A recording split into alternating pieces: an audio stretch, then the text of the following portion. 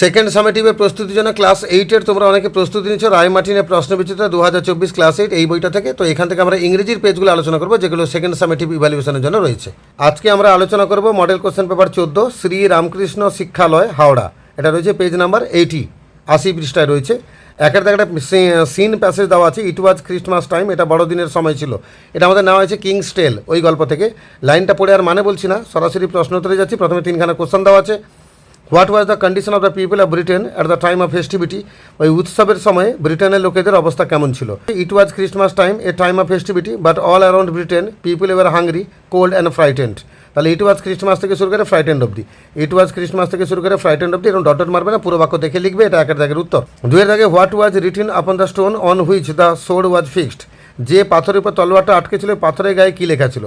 এখানে উত্তর বলা আছে upon the stone in gold letters was inscribed whoever pulls out this sword is by right of birth the king of England. তাহলে upon the stone থেকে শুরু করে England পর্যন্ত, আপন দ্য স্টোন থেকে ইংল্যান্ড পর্যন্ত, এটা দুয়ের দাগের উত্তর। আর তিনের দাগে what happened on the bright May morning? উজ্জ্বল মে মাসে সকালবেলা কী ঘটেছিল? এখানে বলা আছে এই লাস্ট প্যারাটা পুরো লিখে দেবে।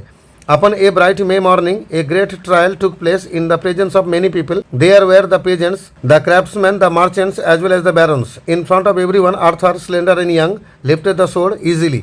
The crowd hailed him as the king. মানে এই প্যারাটা পুরো লিখে দেবে। Upon a bright May morning থেকে শুরু করে কিং পর্যন্ত, Upon a bright May morning থেকে শুরু করে কিং অব্দি, এটা তিনের দাগের উত্তর। আর দুখানা শূন্যস্থান পূরণ আছে। The eager barons who longed to become the king jostled themselves to lift the sword. None succeeded. তাহলে দ্য ইগার ব্যারন সবজি দেওয়া আছে। আমরা হু লংড থেকে শুরু করে সাকসিডেড পর্যন্ত লিখবো, হু লংড থেকে সাকসিডেড পর্যন্ত। এটা প্রথম শূন্যস্থানে বসবে। আর Arthur was 18 when he succeeded in lifting the sword. আর্থারের 18 বছর বয়স ছিল যখন সে ওই তলোয়ারটা তুলতে সক্ষম হলো। একটা পোয়েম দিয়েছে, the sea is a hungry dog. সমুদ্র হচ্ছে একটা ক্ষুধার্ত কুকুর। এটা আমাদের কবিতা দ্য সি, ওখান থেকে নেওয়া হয়েছে। দুখানা ট্রু ফলস আছে, সঙ্গে সাপোর্টিং স্টেটমেন্ট দিতে হবে। The sea rolls on the beach all day. সমুদ্র গড়াগড়ি খায় সৈকতে সারাদিন ধরে, অবশ্যই ট্রু। সাপোর্টিং হবে he rolls on the beach all day, এটা লিখে দিলাম, এটা সাপোর্টিং হয়ে গেল। দুয়ে থাকে the giant sea dog licks his জজ।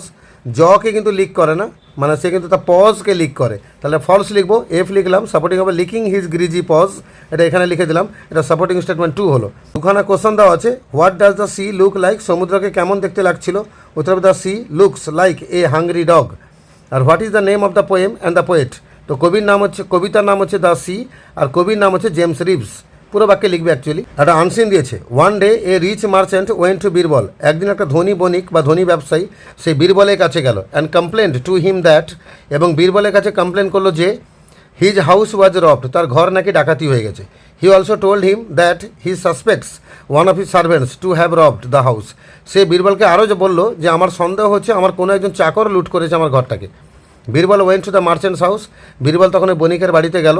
Rounded up all the servants, সমস্ত চাকরকে ডাকলো কাছে। অ্যান্ড আস্কড দেম হু রব দ্য হাউস, এবং তাদেরকে জিজ্ঞেস করলো যে ঘরটা লুট করেছে কে। As expected the robber did not come forward to confess his crime. তো যেমনটা আশা করা গেছিলো, কোনো ডাকাতি সামনে এগিয়ে এলো না, কেউ তার দোষটাকে স্বীকার করলো না। Birbal then handed a stick to each servant.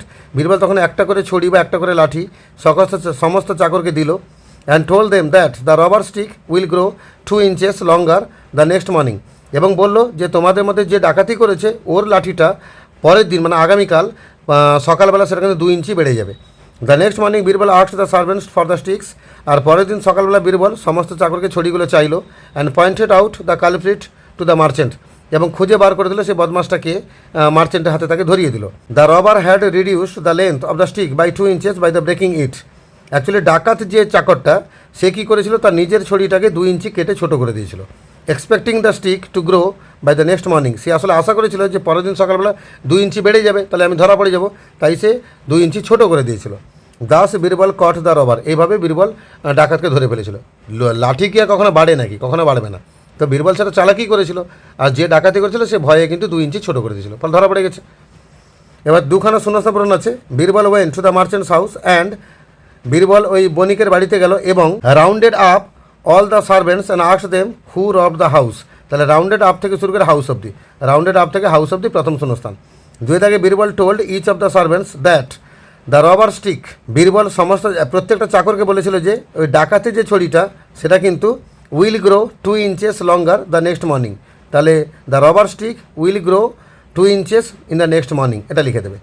R B দাগে দুখানা কোশ্চেন দেওয়া আছে, why did a rich merchant come to Birbal, একটা ধনী মার্চেন্ট বীরবলের কাছে কেন এসেছিল? প্রথম লাইনটাই উত্তর, one day a rich merchant went to Birbal and complaint to him that his house was robbed.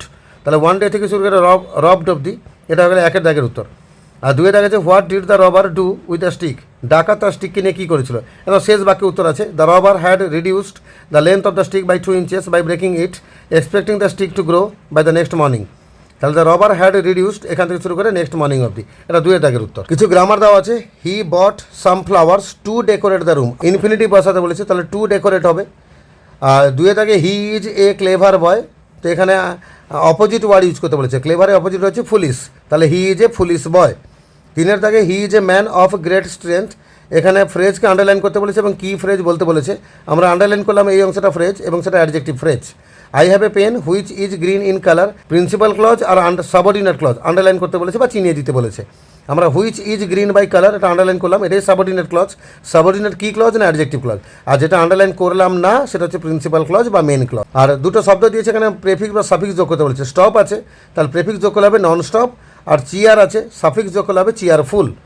এইভাবে মডেল কোশ্চেন পেপার 14, এখানে যে ইংরেজিটা ছিল আমরা সিন আনসিন গ্রামার আলোচনা করলাম। এর আগের 13টা মডেলের ভিডিও আমার চ্যানেলে আছে, ভিজিট করো, প্লেলিস্টকে ক্লিক করো, ক্লাস 8-এর ভিডিও বার করো, সেগুলো সব পেয়ে যাবে।